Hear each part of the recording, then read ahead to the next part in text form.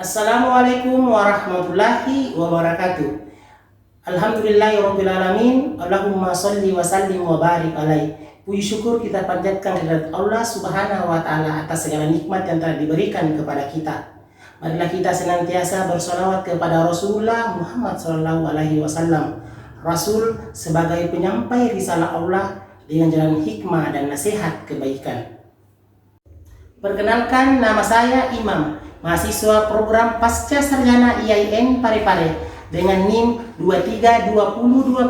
2320203886108044. Pada kesempatan kali ini saya akan memaparkan materi sentralisasi dan desentralisasi dalam dunia pendidikan sebagai salah satu tugas pada mata kuliah Difusi dan Inovasi Teknologi PAI dengan dosen pengampu Dr. Usman Nur MPDI. Baiklah, untuk penjelasan pertama terkait materi sentralisasi pendidikan. Sentralisasi pendidikan adalah suatu sistem pengelolaan pendidikan di mana pemerintah pusat mengambil kendali dan pemerintah daerah tinggal melaksanakan apa yang telah diinstruksikan oleh pemerintah pusat, yang mana segala bentuk kebijakan-kebijakan terkait tentang pengelolaan pendidikan, pengalokasian anggaran, dan pelaksanaan kurikulum semua diatur oleh pemerintah pusat. Sistem sentralisasi pendidikan memiliki berbagai kelebihan. Adapun kelebihan dari sistem sentralisasi adalah yang pertama, standar pendidikan yang seragam. Kemudian yang kedua, efektivitas dalam pengelolaan sumber daya. Dan yang ketiga, kontrol dan pengawasan yang lebih baik dalam dunia pendidikan. Di balik kelebihan dari sistem sentralisasi pendidikan, terdapat berbagai kekurangan di dalamnya. Adapun kekurangan dari sistem sentralisasi pendidikan ini adalah yang pertama, kurangnya fleksibilitas dalam pelaksanaan kebijakan. Kemudian yang kedua, ketergantungan pada kebijakan pemerintah pusat. Yang ketiga, resiko penyalahgunaan kekuasaan atau wewenang. Yang keempat, minimnya partisipasi atau inovasi lokal. Dan yang terakhir atau yang kelima adalah potensi ketidakmerataan implementasi di lapangan. Oke, itulah tadi pemaparan sekilas tentang sentralisasi dalam dunia pendidikan. Sekarang saatnya saya akan memaparkan tentang apa sih desentralisasi pendidikan itu. Desentralisasi pendidikan adalah suatu proses pelimpahan wewenang, tanggung jawab, dan pengambilan keputusan dari pemerintah pusat kepada pemerintah daerah, institusi pendidikan, atau pihak yang berwenang di tingkat lokal, dengan tujuan memberikan kewenangan atau otonomi kepada daerah untuk melakukan proses pendidikan sesuai situasi dan karakteristik lokal. Di dalam dunia pendidikan terdapat beberapa fungsi-fungsi, dan fungsi-fungsi yang dapat didesentralisasikan dalam dunia pendidikan itu adalah yang pertama, perencanaan dan evaluasi program sekolah.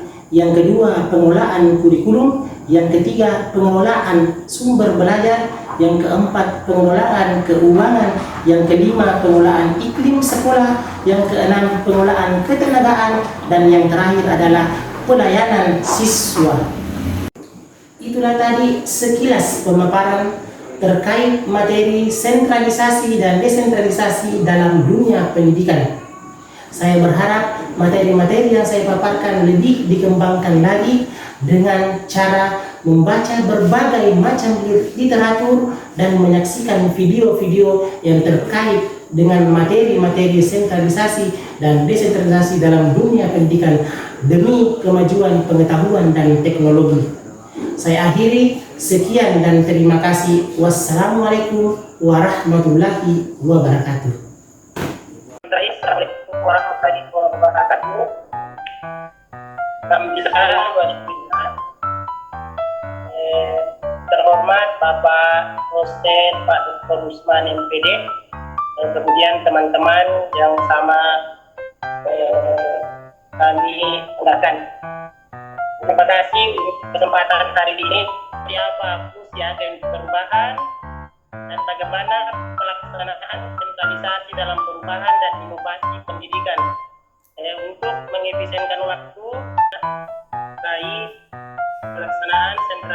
dalam perubahan dan inovasi pendidikan.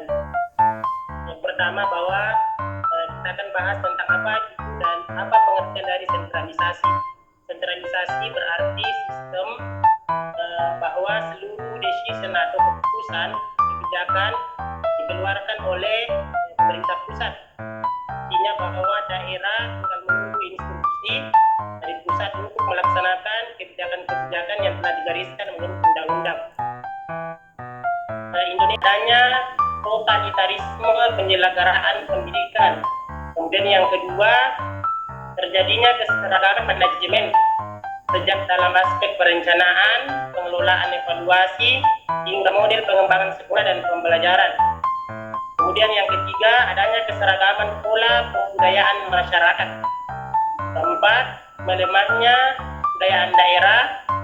Kemudian yang kelima, kualitas manusia yang produktif tanpa inisiatif dan kreatif. Artinya bahwa kita hanya sekedar melaksanakan apa yang telah diinstruksikan dari pemerintah pusat. Artinya layaknya kita seperti yang dikontrol, seperti itu. Kemudian bagaimana pelaksanaan sentralisasi dalam perubahan dan inovasi pendidikan. Inovasi dalam pendidikan dapat berulang iklim sekolah. Kemudian proses desentralisasi dan pendidikan yang meliputi pemberian kewenangan yang lebih besar ke pemerintah daerah dalam alokasi anggaran dan perencanaan pendidikan di daerah, serta pemberian kewenangan yang lebih besar pada sekolah dalam hal manajemen guru, pendanaan, pemilihan kepsek, manajemen proses belajar mengajar, yang dimaksudkan kepada saudari Anissa Miranti untuk mengajukan pertanyaan kepada yang sudah bersilahkan. Baik, terima kasih atas kesempatan yang telah diberikan. Assalamualaikum warahmatullahi wabarakatuh. Waalaikumsalam warahmatullahi wabarakatuh. Jadi adapun pertanyaan saya, kan ini materi tentang agent of change. Nah, seperti yang kita ketahui, Sebenarnya mendengar tadi materi tentang desentralisasi pendidikan, kan kita melihat sekarang itu semua sekolah itu belum keseluruhan menerapkan yang namanya kurikulum merdeka.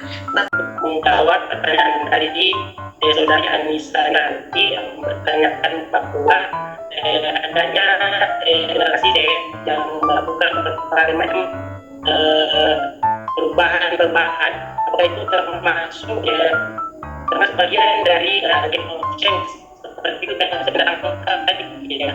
Pertanyaan Ibu Vanessa nanti ya, kita harus menggarisbawahi bahwa yang namanya agent of change isu berarti akan perubahan.